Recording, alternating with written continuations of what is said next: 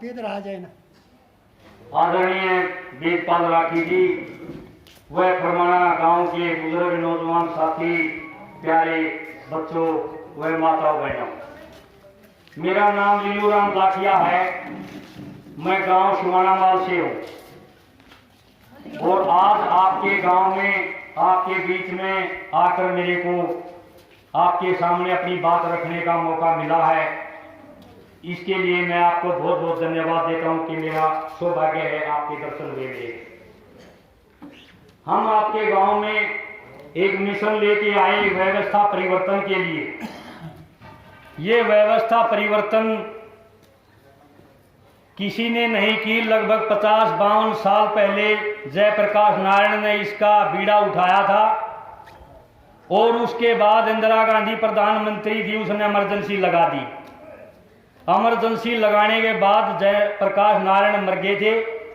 उसके बाद किसी ने इसके ऊपर ध्यान नहीं दिया।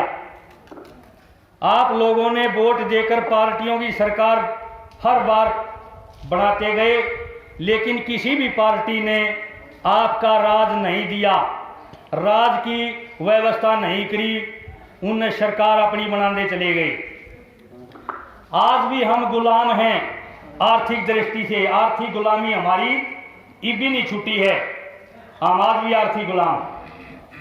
व्यवस्था परिवर्तन की बात में हम व्यवस्था परिवर्तन क्या करें, कैसे बिगड़ी हुई है। हमारी शिक्षा हमारी नहीं, रोजगार हमारा नहीं, बिजली हमारी नहीं, पानी हमारा नहीं, हमारा है क्या? राज हमारा नहीं। एक बार वोट देके हमारे हाथ कट जाए।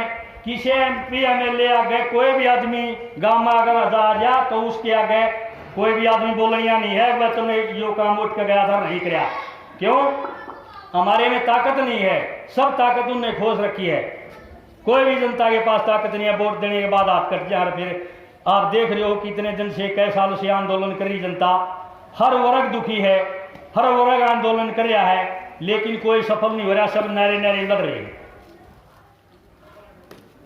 तो जैसे शिक्षा की बात आई, शिक्षा हमारी होनी चाहिए, रोजगार हमारे होने चाहिए, पानी हमारा होना चाहिए, सड़कें हमारी होनी चाहिए। सड़कें भी हमारी नहीं है। सड़कों में चल रहे हैं, टूल टैक्स देकर निकला जा है, वैसे कोई निकल दे है। जनता टैक्स दे है, जनता वोट दे है, बकावा कौन है? राजनेता। वह आनंद लूट रहे, हम दुखी कर रखे उनने। किस कारण? हमारी फूट के कारण हम बकाए जा हैं, उनकी बकाम आ जा हैं। ई अगर जब नेता लोग कोई हम इस कपाट में भीड़ इकट्ठी इतनी होती, पैर रखने की जगह नहीं होती। अरे वह हम जो बात करें अपने मतलब की, हमारी बात सुनने के लिए ज़्यादा लोग आने की कोशिश भी नहीं कर रहे, बाहर भी सुनते होंगे कुछ। तो उसमें क्या है हमारा मिशन? जब तक गांव सुरक्षित नहीं होगा देश आगे नहीं बढ़ सकता। और जब गांव सुरक्षित हो जाएगा तो शहर भी गांव के साथ अपने आप ऑटोमेटिक जुड़ जाएंगे। गांव में हम क्या व्यवस्था करना चाहते हैं? गांव की कोऑपरेटिव, गांव की कमेटी ला ले उसने, गांव के बढ़िया ईमानदार मौजूद आदमी ला ले उसने, गांव की कोऑपरेटिव कुछ भी समझ ले उसको। गांव के हम कुछ लोग ईमानदार लोग इकट्ठा करना चाहते हैं जो उस व्यवस्था परिवर्तन में सहयोग करें बगैर सरकार के सहयोग के। उसकी विधि बताएंगे। जो गांव की कमेटी बनेगी वह उस गांव की सभी समस्याओं का हल निकालने की कोशिश करेगी कि भाई हमारी गांव की समस्या कैसे हल हो है। उस कोऑपरेटिव को कोई भी सरकार तनख्वाह नहीं देगी। वह कोऑपरेटिव अपनी तनख्वाह अपने आप निकालेगी। कैसे निकालेगी? उसका भी समाधान क्या होगा? जो चौधरी चरण सिंह ने पहले पुराने टाइम में, आपका याद होगा, छोटे ग्रामीण उद्योग लगाए थे। मैम के नाम से खेस बिके, गांगोली के नाम से शाल बिके ना। तो वह कोऑपरेटिव गांव में छोटे उद्योग लगावेगी, जिसने ग्रामीण उद्योग कह लो, कुटीर उद्योग कह लो। उन उद्योग में जो सामान बिकेगा वो सामान आप बेचेंगे। वह गांव में, हर गांव में वह अपनी कैंटीन खोलेंगे। उस कैंटीन में गांव का हर आदमी सामान ले सके है। कम रेट पे, तो उस गांव के बच्चा ने रोजगार मिला, गांव के आदमियों ने कम रेट में सामान मिला, और जो कोऑपरेटिव है वह गांव का विकास करेगी, रोजगार देगी। जो कारपोरेट का राज देश के ऊपर हो रहा है, उस कारपोरेट के राज को हटाने में वह कोऑपरेटिव मदद कर सकती है। बाकी दुनिया की कोई ताकत कारपोरेट के राज को हटाने वाली नहीं है।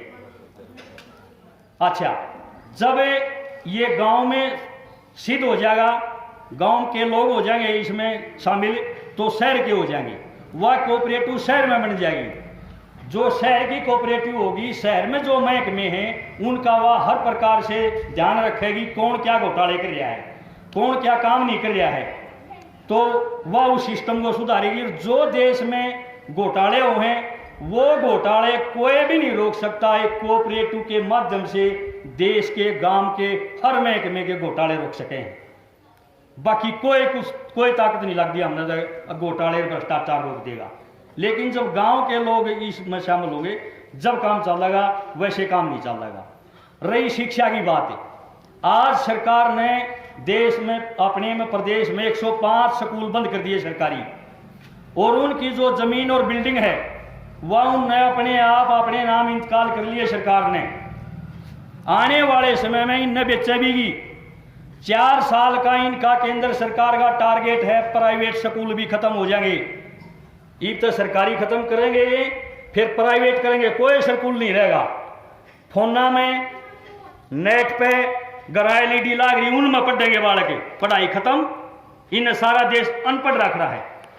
जो 105 स्कूल प्रदेश में हरियाणा में बंद करे हैं, मैं आपके माध्यम से उनको मैं अपनी आवाज पहुंचाना चाहूँ।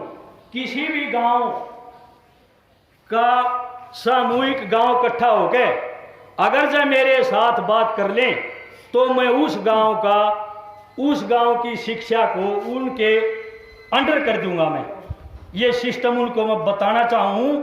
अगर जब वो मेरे पास से सिस्टम लेंगे तो मैं उस गांव की शिक्षा कर दूंगा।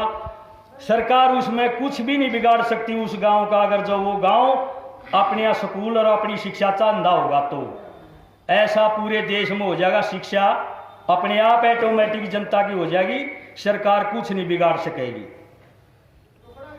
अगली बात, जो ये MSP गारंटी कानून है, किसान मांग कर रहे, ये हम बगैर सरकार के कोशिश करेंगे MSP गारंटी कानून देने की। कैसे? गांव के अपने लोग जहर मुक्त खेती करने के लिए तैयार हो जाएंगे। कुछ तैयार भी हैं जैविक खेती करने के लिए। सारा देश जहर खा है, क्यों जमीन में जहर इतना पड़ने लग गया, सबके कैंसर हुए हैं और कम उम्र में मरे हैं। क्यों जहर गिरे बिना खेती नहीं होती। सरकार ने ऐसे बीज कर दिए कि उनकी दवाइयाँ के बगैर, उनके खार के बगैर हमारी फसल होनी बंद होगी। बीज भी उनका, खार भी उनका, दवाई भी उनकी, खरीदे भी हुए। हम कुछ नहीं कर सकते, मुआवजा नहीं ले सकते, पैसे नहीं ले सकते। हमारे पास क्या है?